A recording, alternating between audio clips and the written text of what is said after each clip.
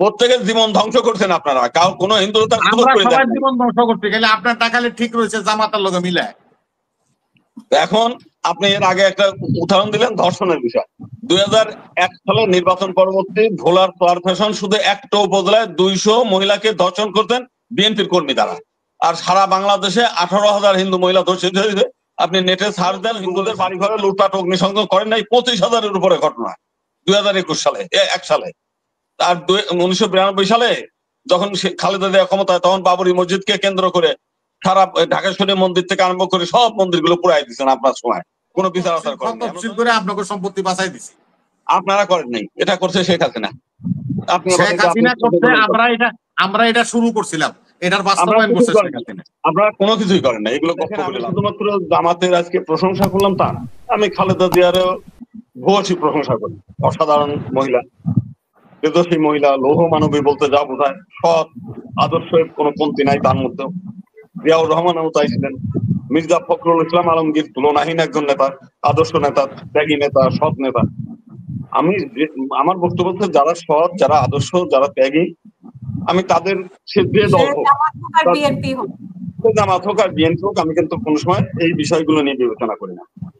বিষয় হলো যে আমাদের রবি ভাই বলছেন যে ঢাকা বিশ্ববিদ্যালয়ে যারা ভর্তি হয় সবই মেধাবী। হ্যাঁ, 100% মেধাবী, কিন্তু মেধাবী হয়ে যখনই এইখানে ঢোকে তখনই তো যে কোনো রাজনৈতিক দলের খাতায় বন্দী হয়ে যায়। তাকে হলে থাকতে গেলেই একটা রাজনৈতিক দলের ব্যানারে যেতেই হবে, না হলে পরে তার সিট পাবে না। মেধাবী তো তখন মানে শেষ হয়ে যায়। আজকে যে ব্যক্তিটা নিয়ে অনেকেই খুব উচ্ছ্বাস প্রকাশ করছে, সাহস বলছে, সেই ব্যক্তি তো 2010-11 সালের সেশনের এই ছাত্র। আজকে দীর্ঘ 15 বছরও সে অনার্স কমপ্লিট করতে পারেনি। কারণটা কি? সে তো মেধাবী ছিল। এরা তো হলেই থাকতে পারে না। আরে বসাই, এরা তো হলেই থাকতে পারে না, এরা তো পালায় আছিল। আচ্ছা, বুঝছি তো, এরা তো ইউনিভার্সিটিতে ঢুকতে পারে নাই। এবং এই বয়ে বয়ে সেশন পার করছে। আচ্ছা, বুঝছি তো। এখন এই ছেলেটা যখন বিসিএস পরীক্ষা দিতে পারবে না, কোনো বড় চাকরি করতে পারবে না, তখন কি করে খাবে? ওই আপনাদের টেন্ডারবাজি। মানে আপনারা একটা লাইন করে দিলেন যে সে বিশ্ববিদ্যালয়ের ছাত্ররা আসে পড়তে, তাদেরকে না পড়ায় তাদেরকে নেতা বানায় দিচ্ছেন, উস্কানি দিয়ে তাদেরকে তাদের জীবন নষ্ট করার জন্য যা যা করার সেই কাজগুলো আপনারা করেন, তাদেরকে ব্যবহার করার জন্য। ফলে যারা নাকি নির্বাচিত হয়েছে হেরা বিসিএস দিতে পারবো না, তো পারবে না। এটা খবর লইছেন? ছাত্র হেরা খবর লইছেন না? এটা খবর লইছেন? না, তারা রেগুলার ছাত্র, তারা এই ধরনের রেগুলার ছাত্র। আরে দেখেন, কইরা দেন কোন সেশনের ছাত্র। আচ্ছা দাদা, ওরা রেগুলার ছাত্র হইতে পারে না, এটা তো ওদের দোষ। ওরা তো ক্যাম্পাসে থাকতে পারে না, ওরা তো আওয়ামী লীগের সময় বিভিন্ন ভাবে নির্যাতনের শিকার হয়েছে। ক্যাম্পাসে থাকার দরকারটা কি? তারা আসে নিজের জীবনটা, আমি বলি নেতাগিরির চাইতে প্রথম জীবন দরকার তার বিল্ড আপ করা, নিজের জীবনটাকে বিল্ড আপ করা, তার মা বাবার স্বপ্ন পূরণ করা। সে উচ্চ শিক্ষিত হবে, পাস করবে, লেখাপড়া করবে, বিয়ে থাকা করবে, বিসর্জন দিয়া লুঙ্গির তলে বইয়া। লুঙ্গির তলে কি? আপনার তো আসান জানদায়। আপনার বিএনপির মধ্যে কত নেতা ছিল, ছাত্র ইউনিয়নের কত নেতা, আওয়ামী লীগ থেকে আসা, কারোর কোন ছিল নাকি? বিএনপি তো বহুমাত্রিক দল। জিয়াউর রহমান শাহাবুদ্দিনের প্রধানমন্ত্রী বানাইছে, খালেদা জিয়া নিজামীরে মুজাহিদের মন্ত্রী বানাইছে। বিএনপি হলো বহুমাত্রিক দল, ওরা দেওয়ার ক্ষমতা রাখে। আপনার মতো লোকরবন্দি বানাইতে পারে না। বিএনপি হলো ওই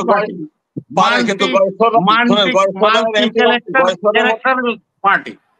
বুঝছি, গয়েশ্বরের মতো লোক, ত্যাগী লোকরে তারা এখন দান্দাবাজি করেন না। গয়েশ্বরের টাকায় গয়েশ্বর আছে, আপনার টাকায় আপনি আছেন। ওকালাতি করে রাখেন, গয়েশ্বর চাপাবাজি করে রাখেন।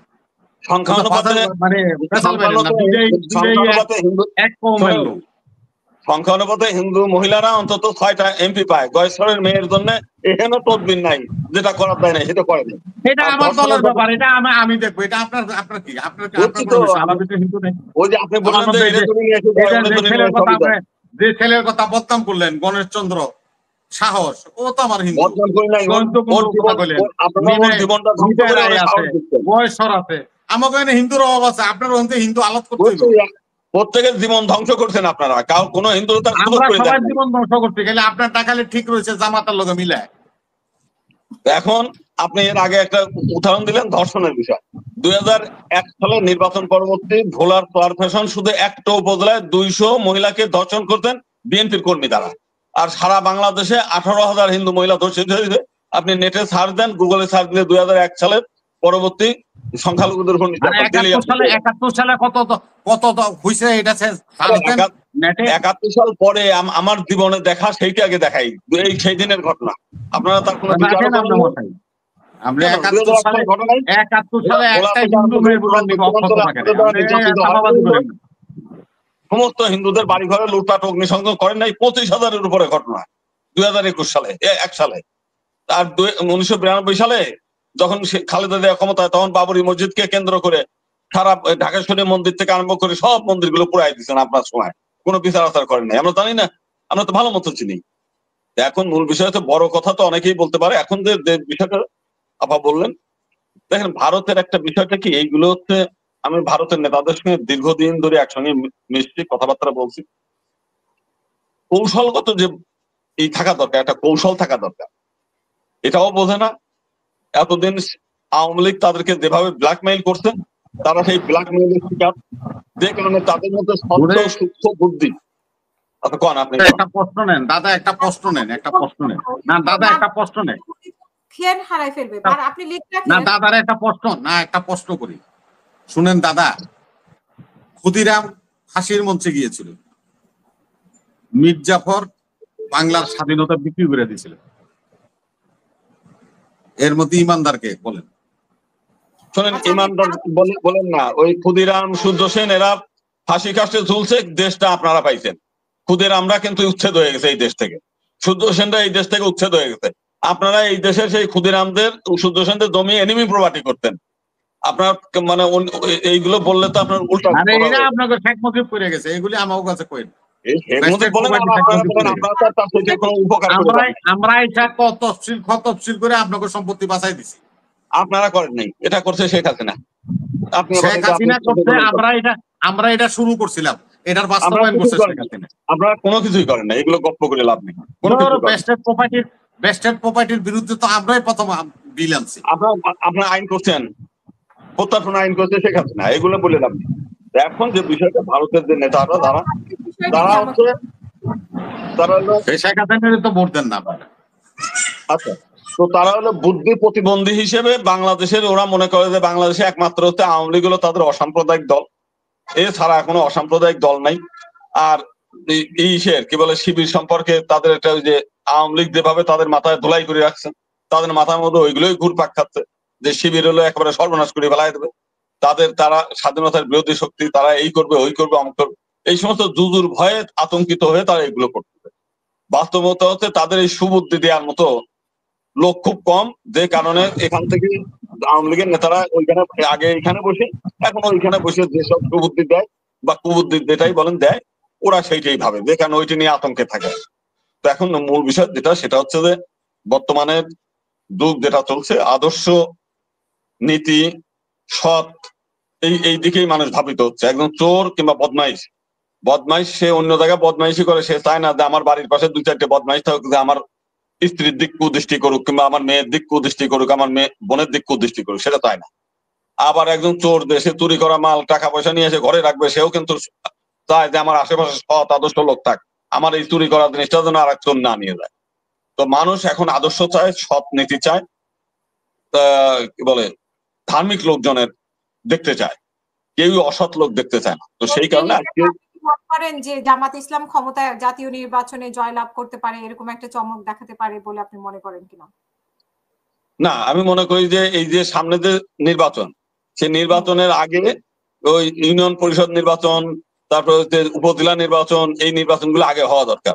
তা নাহলে ওখানে যারা ক্ষমতা করবে তারা আবার ওইগুলোকে খবরদারি করবে। তো সেই কারণে যথার্থ গণতন্ত্র হইতে গেলে পিআর সিস্টেম দরকার, এবং সেই পিআর সিস্টেম তো প্রথম দরকার। আর দ্বিতীয়ত হচ্ছে পিআর সিস্টেমে এক মুখে দুই কথা কয়েন না। না না, এটা তো ছাত্রদের, আমরা তো জনগণের ওইটা কি আপনারটা? এটা ছাত্রদের, এটা কিছু না, এখানে কোনো আইন নাই, এখানে কোনো ধর্ম নাই। না, এরা তার সংসদে যাবে না, এরা তাদের ইউনিভার্সিটি পরিচালনায় হেল্প করবে এই কাজটুকু। অতএব জাতীয় নির্বাচন মাস্ট বি পিআর সিস্টেমে আসতে হবে, আর আমরা চাই পৃথক নির্বাচন সংরক্ষিত আসনে এটা ব্যালট ছাড়া কোনো নির্বাচন হবে না বাবু। আচ্ছা, না হলো না জাহাঙ্গীরনগর হয়েছে, আপনারা করছেন সুষ্ঠু ভোট হয়েছে। আবার আমাদের শোনেন, আমাদের কোনো শক্তি সামর্থ্য নাই, এটা আমরা মতামত ব্যক্ত করছি। আমরা ঠেকাইতেও পারবো না, হইলেও ঠেকাতে পারবো না, আর না হইলেও না। তো সেই কারণে আমাদের যে চাওয়া পাওয়াটা সেটা আমরা চাই অবশ্যই পিআর সিস্টেম হতে হবে, এবং আমরা আমাদের মাইনরিটিদের জন্য সংরক্ষিত আসনে পৃথক নির্বাচন হতে হবে। এবং তার আগে যেটা সেটা হচ্ছে উপজেলা চেয়ারম্যান, উপজেলা ইলেকশন, ইউনিয়ন পরিষদের ইলেকশন গুলো আগে হতে হবে, তারপরে হলো সংসদ নির্বাচন। ধন্যবাদ।